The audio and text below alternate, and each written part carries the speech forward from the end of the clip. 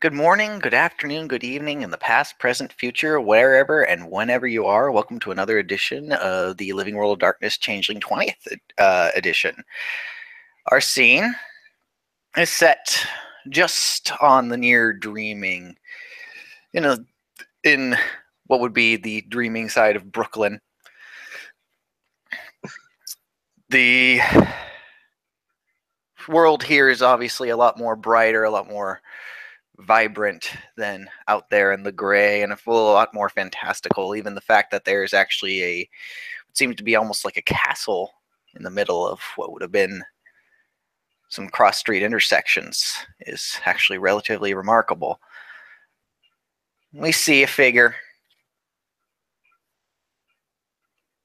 dressed almost to the in what would be like high, almost like Victorian era sort of style of clothing, walking down the street, a veil, black veil pulled over his head, but he's still making his way. Of course, it's just somewhat translucent, but you can see the marblish skin, the stained-glass window eyes in there, but of course you can see those diamond teeth just smiling underneath as he's walking up to the castle. The guards sort of taken aback for a moment, and after some dialogue, they seem even more surprised as to the reason why she is here, and to see the prisoner, no less.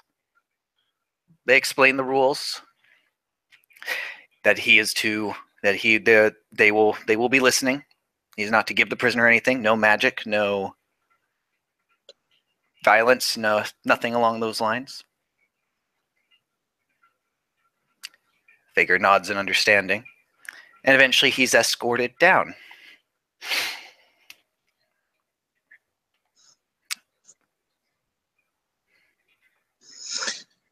He'll see Sheya standing there, probably on like a ledge or something that she saw that's a bit uneven. Mm. Yeah, she knows how to, and so she's reading a book.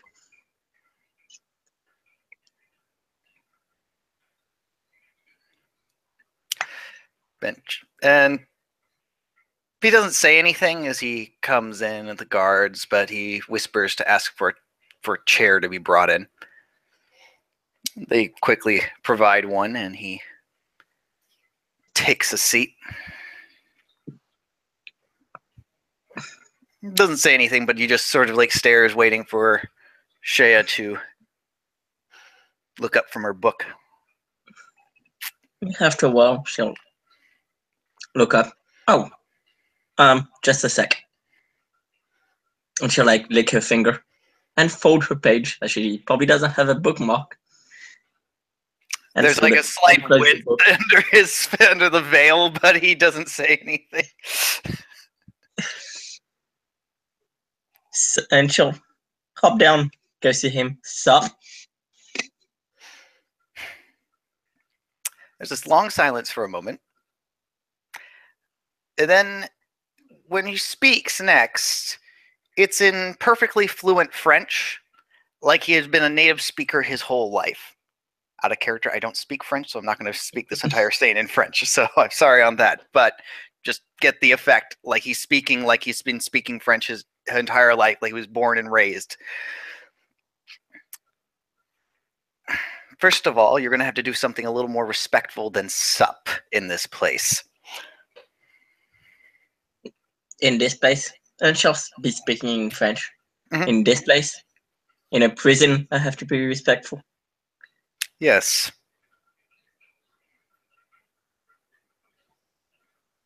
Because it's not just any prison. It's a prison of the Sheed who have you here.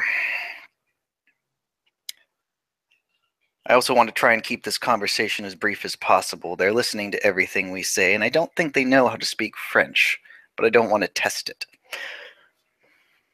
I don't think so. Hello, sir. That's a good start. So you request to call in the boon, is that correct? And she'll nod. Yeah, I mean, I pretty much saved your life the other day. Kind of, I figured you owed me one. And you want me to, I don't want to put words in your mouth, but you want me to represent you in the upcoming trial. You'll be my lawyer. If, yeah, lawyer. That works. And she'll nod. Good. That is satisfactory then. I have a few questions.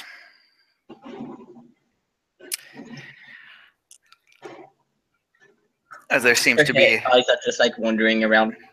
I'm waiting. First, how long have you been a changeling? 7 months. 7 months. Who is your mentor and where are they? My mentor is in France. Sorry, I'll have his name here very quickly. Just a sec. Excuse me.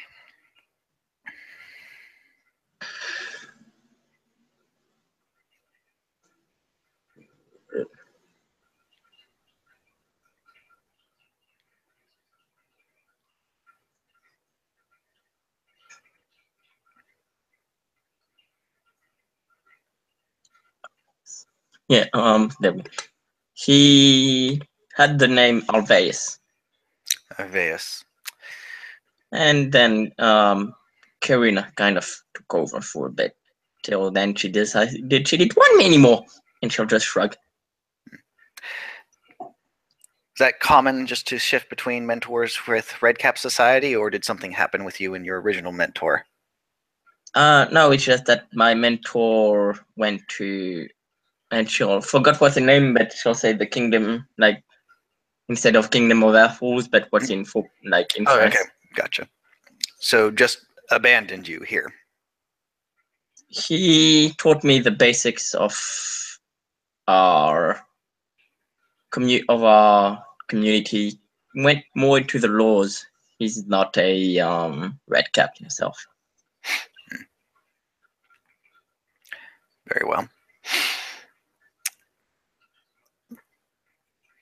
Next question then. How many people have been here to see you? Oh, wait, actually, who has been here to see you before me?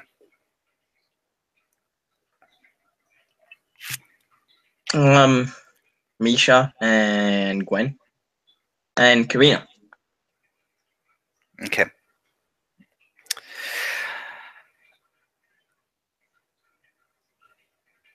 Next question, the last question, before, at least that I have, before you can ask me anything.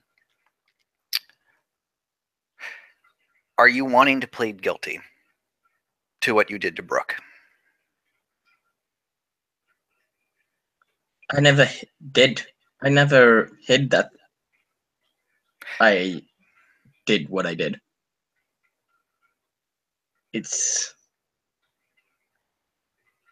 something that I feel guilty about.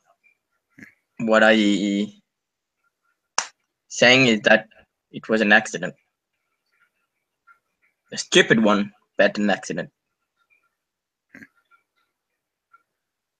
So, not guilty on intending murder, but still guilty in a way. Yes, but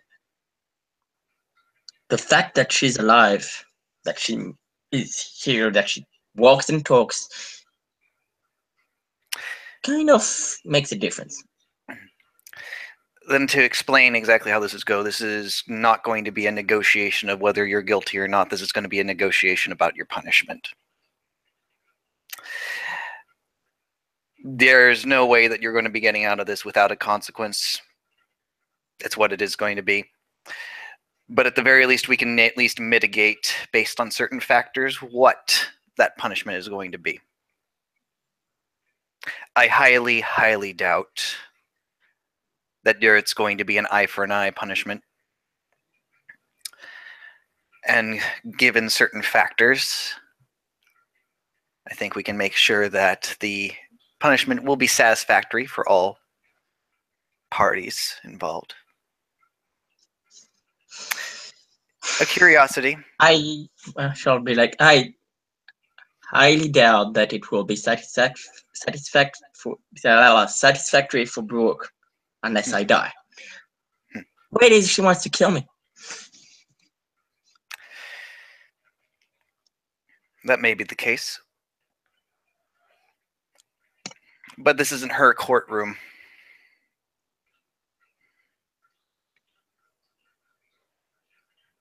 And she will get her say on what she thinks the punishment should be.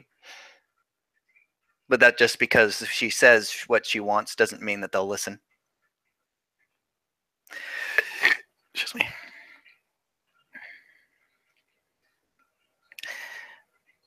Now, sorry, one more question. What do you think what do you think would be the best punishment for you? In your own mind, how do you think you should be punished? Yeah, as I've told you, I'm 7 months old. Kinda new to this, but if there's a way for, I don't know, back at the Kiss My Shamrock, there was when there was another fight, they put up some kind of shield on, some kind of barrier, and when someone died, they just come straight back to life. Maybe they can do that and kill me. That way I'll die and come straight back, like people did back there. Interesting. I'll keep that in consideration.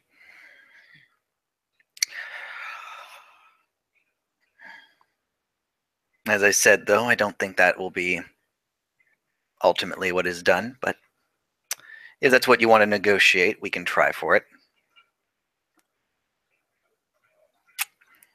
Or at least I will put it out there as an option on the table.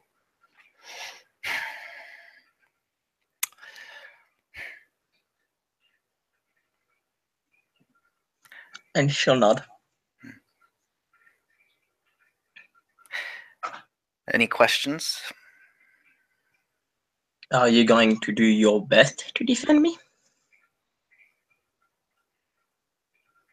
And under the veil, you see this smile.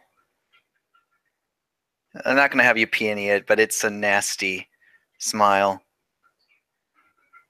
Oh, I am going to tear that courtroom apart.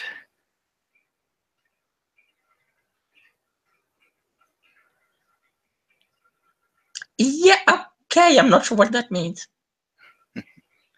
Let's just say that you have gotten yourself the best ally you could in this bargain. Once this is over, though, regardless of how it goes, our favor will have been met. Clean slate. Favor for favor. Done. Yep, that's how it works. And she'll kind of childishly nod. Mm-hmm. Then it's agreed, he says as he puts his hand out in between the bars to shake. The guards kind of get a little ready to if there's is there going to be a spell or a contract or what or something? They're just ready, but it's just I mean, yeah, won't be enemies or anything. Just be people that met each other, right? Right. And she'll shake the hand. Anything else? Nah, not really. No questions. All right. Then, being as your lawyer here, a few bits of advice. If anyone else comes to meet with you, don't talk about the events that have led up to you being in prison here. Don't talk about the fight club. Don't talk about you and Brooke and the relationship. Don't talk anything about this case. Talk about anything else you want, what it's like outside, interesting books you've been reading, shows you're missing up. I don't care what you talk about. Just don't talk about this case. They're listening to everything that is being said. And, well, you may not think they may know how to speak French or not. I'm sure they're already scrambling to try and get someone down here who does. I mean, do they know it's French? Give them enough time, they'll figure it out. Regardless, let's just consider this will probably be our one and only safe conversation.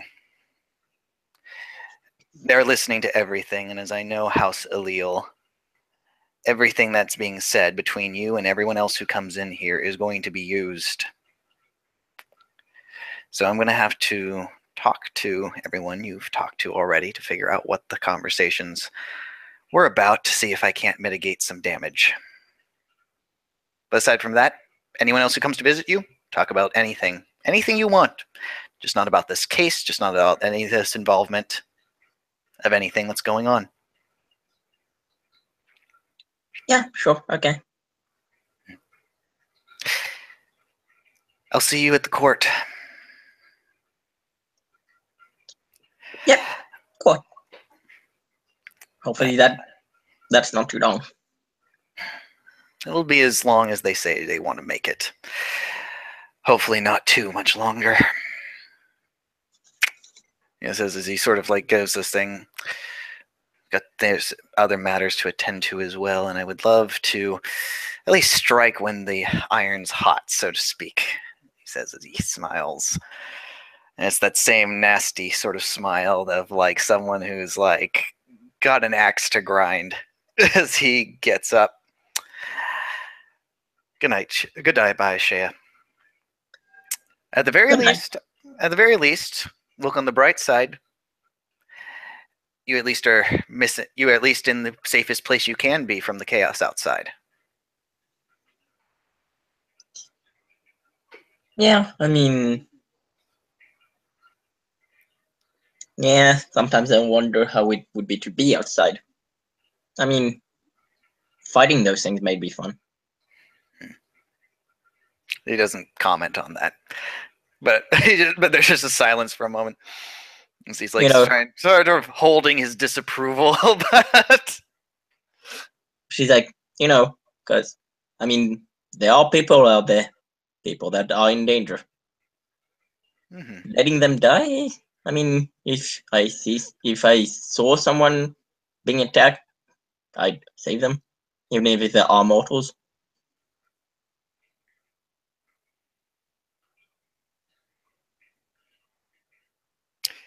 Well,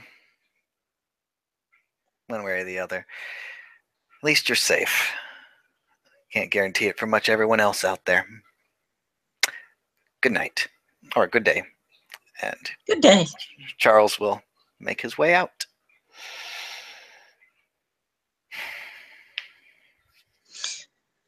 And with that, she'll just go back to the book. Keep reading. Her little recipe on how to make a barbecue, like one of those beer cooked chickens.